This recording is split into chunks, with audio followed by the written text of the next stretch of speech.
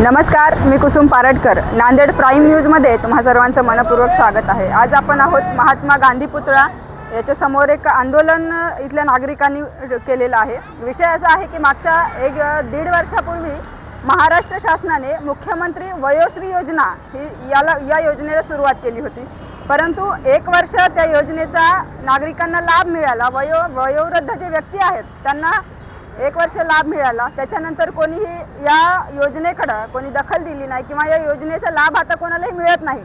मग इथं प्रश्न असा उपस्थित होतो की मुख्यमंत्री वयोश्री योजना ही फक्त राजकारण आणि फक्त निवडणूक लढवण्यासाठी, निवडून यावं या एकाच उद्देशासाठी सुरुवात करण्यात आली होती का, असाही प्रश्न या ठिकाणी उपस्थित होतो. आपल्यासोबत काही या ठिकाणी नागरिक आहेत, वयोवृद्ध व्यक्ती आहेत. त्यांच्याशी आपण या संदर्भातली माहिती घेऊया आणि या आंदोलनाचा मुख्य उद्देश काय याबद्दलची आपण माहिती घेऊयात.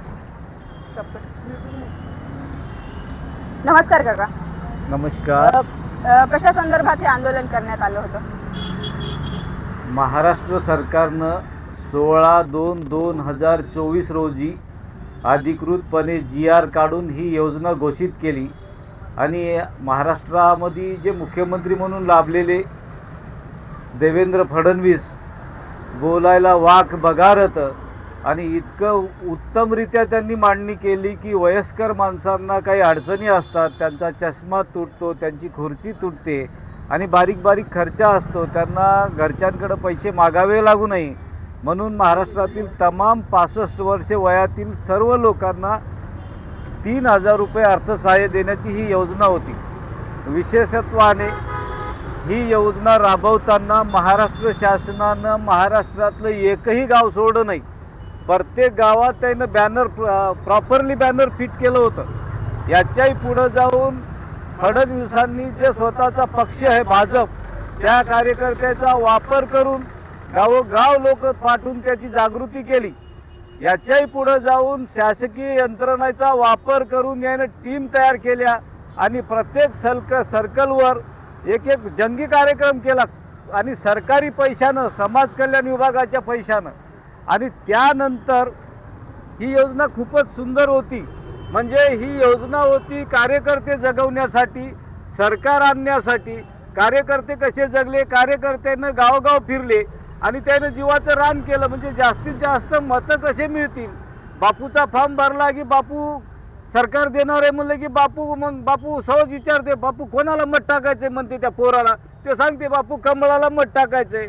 आणि कार्यकर्त्यानं तिकडे जाऊन शाबासकी मिळवली, मी 500 फॉर्म भरले, कोणता म्हणते मी 1000 भरले. त्याहीचंही चांगलं झालं, कार्यकर्त्यालाही गुत्ते मिळाले आणि सरकारलाही त्या भाजपलाही सत्ता मिळाली, शिंदेलाही सत्ता मिळाली. पण हे संवेदनहीन सरकार आहे, संवेदनहीन मंत्री येतं, यायला लाजच वाटली पाहिजे. तुम्ही जर जाहीरपणे पारापाशी जेवायचं अवतान दवंडी देता तर मग घरचं वावर फुकावं लागते, मात्र जेवण करावंच लागते. या साल्याला लाज राहिली नाही जराशी बी.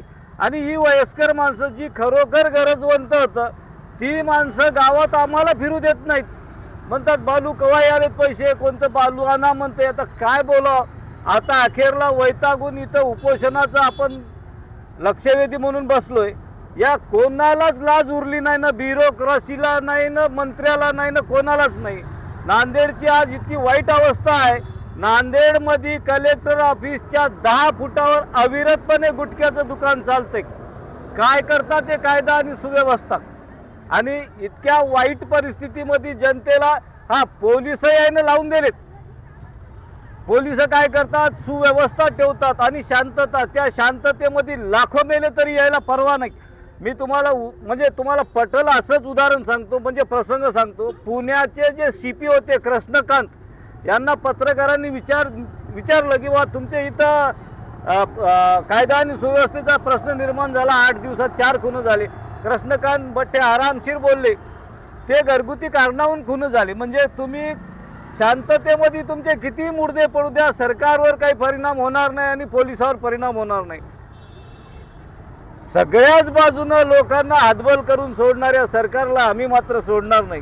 कारण की आता नाहीतर त्या मुख्यमंत्र्याची खुर्ची विका, नाहीतर आम्हाला परवानगी द्या, आम्ही या गोरगरिबाचे पैसे भीकची तरतूद करतो, भीक मागतो. आम्ही त्या समाज कल्याणच्या उपायुक्ताला पत्रही दिलं, आम्हाला परवानगी दे भीक मागायची, आम्ही पैसे निर्माण करतो म्हणून. ते नाही, हे नाही. मग या गरिबाला आशा लागली. आज खरंच काही लोकांना आशा आहे की पैसे आज न उद्या येतील, आणि या सरकारला लाजच उरली नाही. अन्न त्याग आंदोलनामार्फत तुमच्या मागण्या काय काय आहेत या ठिकाणी? आमची एकच मागणी, बाई आम्ही काही लई कामाचे बैल नाही, आमचं एकच काम झालं तरी आम्ही लई भाग्याचे हो. आमची एकच मागणी, या गोरगरीब गरजू लोकांना तू जी आशा दाखवली त्यानुसार ते पैसे नीट गुन्हा न दे, इतकीच आमची एकच मागणी.